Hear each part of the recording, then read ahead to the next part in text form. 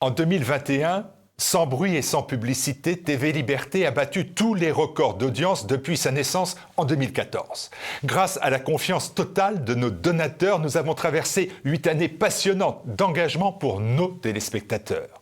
Déjouant les actes de censure, les anathèmes, les oukas. Les GAFA sont la police de la pensée. Les GAFA nous ont censurés en 2017, 2018, 2019, en 2020 et tout récemment en 2021. Mais avec vous, nous tenons bon. TV Liberté a été au rendez-vous de tous les combats, de toutes les justes causes. Nous avons donné la parole aux millions de Français de la Manif pour tous contre les destructeurs ou les déconstructeurs de la famille et de ses valeurs. Nous avons donné la parole aux millions de Français des bonnets rouges et des gilets jaunes contre cette caste hors sol qui les a ignorés, dénigrés, privés de leur dignité, dépossédés de leur identité. Nous avons donné la parole aux millions de Français opposés au pass sanitaire face aux gouvernants qui suppriment les libertés individuelles fondamentales et imposent par un contrôle permanent une société de surveillance. Mais TV Liberté, ce n'est pas que cela. C'est aussi la mise en lumière de milliers d'intellectuels, spécialistes, responsables, influenceurs et youtubeurs. On cherchait à les faire taire. Nous nous sommes fait leur porte-voix pour contrer la mainmise de la gauche sur la culture et l'audiovisuel, cette gauche frelatée qui conditionne les Français avec l'argent de leurs redevances. Symbole des nouveaux médias alternatifs, TV Liberté a bousculé la presse audiovisuelle dans son entier. Les médias les plus lucides comprennent dorénavant que leur survie se joue avec un esprit d'ouverture à toutes les sensibilités et à de nouveaux visages. Mais ce n'est plus suffisant. Ce n'est plus suffisant, le temps est venu de remplacer le vieux monde médiatique subventionné, épuisé, recuit. Procédons ensemble à ce grand remplacement. Nous n'avons jamais été aussi près de renverser la table. Certains cherchent à le faire électoralement, mais que cela soit clair dans tous les esprits. Les politiques ne font que récolter le fruit du travail d'influence et d'éveil mené jour après jour par les journalistes de la presse alternative. L'année 2022 qui s'annonce va être l'année de tous les dangers. La France, chacun le sent bien, est à un tournant décisif où va se livrer la mère des batailles. TV Liberté ne cesse de renforcer son audience et son influence. Nous touchons dorénavant les Français par millions, pas par milliers, mais par millions. Le système et ses représentants ne nous pardonnent pas cette réussite. Ils ne nous épargneront aucun mensonge, aucun fake, aucun coup bas. Il faudra avoir les moyens de répondre et riposter, les moyens de créer, innover, les moyens de se battre pied à pied, maintenir les positions, lancer les offensives, gagner du terrain, briser les lignes adverses, remporter des victoires décisives, faire gagner nos justes causes. Nous sommes à un tournant. Jamais, depuis 2014, nous n'avons eu autant besoin de vous. Jamais. Nous avons besoin de votre soutien et de votre don. Nous avons vraiment besoin de nouveaux dons pour continuer de peser et empêcher la ruine de notre nation. Je vous demande de répondre dès maintenant à notre appel pour faire de TV Liberté une arme, le fer de lance du renouveau, de la renaissance, du redressement. TVL, une arme, le fer de lance de vos idées. Alors un seul mot d'ordre, mobilisation générale. 2022 est l'année de tous les dangers. Ils ne nous épargneront pas. En cette année décisive, TV Liberté est votre arme, le fer de lance de vos idées.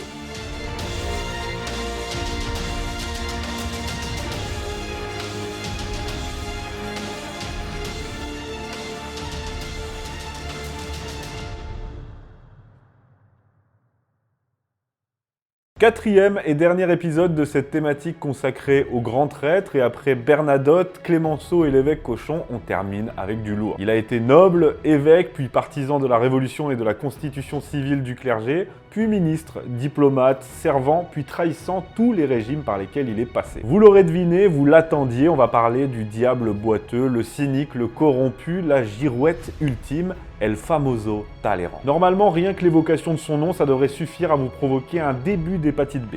Minimum. Napoléon dira de lui, dans une colère restée célèbre, « Vous êtes de la merde dans un bas de soie ». Et je dois dire, toute subjectivité mise à part, que ce sera plus ou moins l'esprit général de cet épisode. Après, des partisans de Talleyrand, ça existe, des gens qui ne retiennent que ce qu'il a fait de bien ou moins de correct, comme par exemple son rôle au Congrès de Vienne. Ok, certes, il y en a eu. Mais nous, on n'est pas là pour se plier à la vision de lui-même que Talleyrand lui-même a voulu installer au travers de ses mémoires. Nous, on est plutôt là pour regarder les faits, et au regard de son parcours, vous allez vite comprendre que non, Talleyrand n'est pas particulièrement le serviteur de l'équilibre européen, de tel ou tel régime, de telle ou telle vision du monde. Non, Talleyrand roule avant toute chose pour Talleyrand. Donc on va plutôt rester sur ces histoires d'excréments et de pantalons. Hein, c'est plus simple. Allez, c'est parti.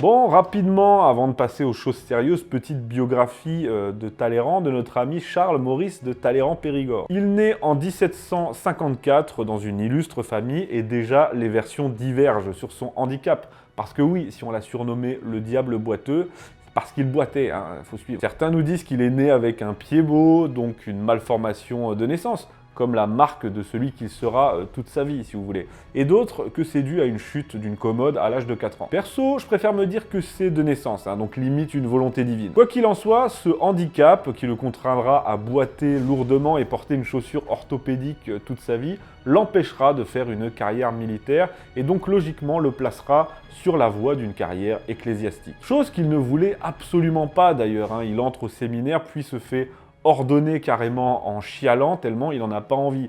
Mais c'est pas grave puisque cette carrière dans les ordres, absolument sans vocation et même sans foi d'ailleurs, ne l'empêchera pas de mener le train de vie qu'il souhaite à base de jeux d'argent, de soirées et de plaisirs féminins. Il mène un grand train de vie, il se fait une place dans le monde et à 34 ans, en 1788, à la veille de la Révolution, il est nommé évêque d'Autun.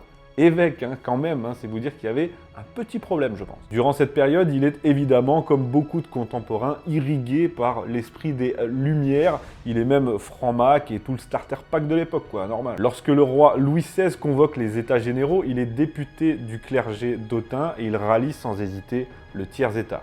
Donc première trahison, ce ne sera pas la dernière. Il va même plus loin puisque non seulement, bien que noble, il adhère à la Révolution dès le début, mais en plus, il sera à l'Assemblée constituante celui qui proposera de nationaliser les biens du clergé. Puis il soutiendra corps et âme, si tant est qu'il en est une, l'immonde constitution civile du clergé qui contraint les prêtres à prêter serment à la nation, ce qu'il fera d'ailleurs lui-même sans problème. Ça fera dire à l'historien Louis Madelin, Talleyrand, si devant noble, si devant prêtre, si devant évêque, avait trahi les deux ordres auxquels il appartenait. Mirabeau a une formule un peu plus jolie, hein. Moi je l'aime bien en tout cas, je cite « Pour de l'argent, l'abbé de Périgord vendrait son âme. Et il aurait raison car il troquerait son fumier contre de l'or. » Ça préfigure déjà le tas de merde. Et le pire dans l'histoire, c'est que ça lui va très bien. Talleyrand a toujours adoré qu'on dise du mal de lui, enfin qu'on parle de lui.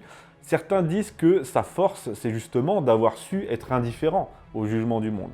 Moi je dis, ouais, c'est juste que non, c'était un dégénéré qui adorait être détesté. Il le dira lui-même, je cite, « On dit toujours de moi ou trop de mal ou trop de bien, je jouis des honneurs de l'exagération. » Dérangé quoi le type. Il finit néanmoins par être déchu lorsqu'on découvre dans la fameuse armoire de fer qui a fait tomber Mirabeau que Talleyrand avait proposé lui aussi ses services au roi parce que le mec joue en permanence sur tous les tableaux en même temps. Il est contraint donc de s'exiler à Londres où il est rejeté par les émigrés royalistes évidemment. Du coup il se barre en Amérique et là il fait son petit business. Il commerce avec l'Inde notamment contre l'Angleterre, donc contre le pays qui venait de lui accorder l'exil. Il fait aussi du business avec des banques européennes qui sont contre la révolution à laquelle il a pris part. Du Talleyrand tout craché quoi. Il revient en France en 1797 et il devient ministre des Relations extérieures du Directoire grâce au soutien de Barras, qu'on surnomme quand même le roi des pourris, hein, comme quoi ils se sont bien trouvés ces deux-là. Et durant cette période, autant vous dire qu'il s'en met plein les poches, hein, avec toutes sortes de magouilles. Pour vous dire, quand on lui donne le poste aux affaires étrangères, il déclare, je cite, « Nous tenons la place, il faut faire une fortune immense, une immense fortune. » Mais à part ça, son but principal, c'est les intérêts de l'État, hein, et aussi de l'équilibre européen, hein, bien sûr. Il finit par être évincé de son poste du Directoire 2 ans plus tard à cause d'un scandale financier pour lequel il est sûrement parfaitement innocent, n'est-ce pas? Et comme à son habitude, il va se retourner contre le régime en place qui a eu le culot de l'écarter. Grande constante tallérandienne, ça aussi. Ça tombe bien puisque c'est à cette période qu'il rencontre un général qui commence à faire parler de lui suite à ses succès incroyables en Italie, Bonaparte. Talleyrand se rapproche donc de lui, il est évidemment dans le coup pour le coup d'état du 18 Brumaire, et dès lors les deux hommes ne vont plus se quitter pendant des années, toujours dans une relation assez bizarre d'amour-haine, avec un mélange de fascination et de méfiance. Sous le consulat, Talleyrand, qui a retrouvé son ministère des Relations extérieures, participe à la mise en place du Concordat notamment, donc à la réconciliation avec l'Église, ainsi qu'au traité d'Amiens, entre autres. Et bien sûr, il continue à se faire énormément d'oseille, ça aussi c'est une constante tallérandienne, c'est ce qu'il appelait les douceurs diplomatiques. Ah, c'est beau. Il prendra également une part importante dans l'assassinat du duc d'Enghien, ça lui sera d'ailleurs reproché par les royalistes par la suite, mais ça fait partie des choses qu'il tentera de mettre sous le tapis. Les relations entre Talleyrand et Bonaparte commencent à se dégrader lorsque le traité d'Amiens, donc la paix avec l'Angleterre, tombe à l'eau, et Talleyrand mettra dès lors toute la faute sur Bonaparte, alors que c'était quand même la faute des roast beef, faut pas déconner. Mais bon, à partir de là, malgré tous les titres et tout le fric qu'il reçoit, il a quand même été nommé ministre, grand chambellan, prince de Bénévent, il va s'obstiner à rendre Napoléon responsable de tous les maux, de toutes les guerres, ce qui est loin, très loin d'être vrai. En parlant de son titre de prince de Bénévent d'ailleurs, le célèbre dictionnaire des girouettes, que je vous recommande, c'est un bouquin et au sein duquel Talleyrand occupe une très belle place, le surnommera le prince de Bien-Auvent. Franchement, ça veut tout dire. Il commencera à s'éloigner de Napoléon et de la politique impériale au prétexte d'un vague équilibre européen, comme si l'empereur avait le choix, mais ça c'est un autre débat, pour au final commencer à le trahir en 1808. C'est lors de l'entrevue d'Erfurt en 1808, alors qu'il a été écarté de son ministère, qu'il complote carrément avec le tsar Alexandre, son nouveau protecteur, en l'incitant à s'opposer à Napoléon. C'est ça notamment qui donnera lieu à la célèbre colère de Napoléon lorsqu'il apprend toutes les combines de Talleyrand et Fouché pour le renverser, et lorsqu'il lui lancera « Vous êtes de la merde dans un bas de soie ». Franchement, moi, je m'en lasserai jamais. Et malgré tout ça, l'empereur le fait même pas ni exécuter, ni même emprisonner. Mon Dieu, quel incroyable dictateur sanguinaire. Il le payera très cher d'ailleurs, puisque dès lors, Talleyrand va continuer de rouler pour le tsar. Il lui propose d'ailleurs de se mettre à son service en échange d'1,5 million de francs, histoire de pouvoir continuer à mener son train de vie gigantesque. Il va même rouler pour l'Autriche aussi, puisqu'il leur vend carrément des renseignements militaires. Ah oui, et aussi l'idée foireuse de détrôner les Bourbons d'Espagne, qui donnera la terrible guerre d'Espagne.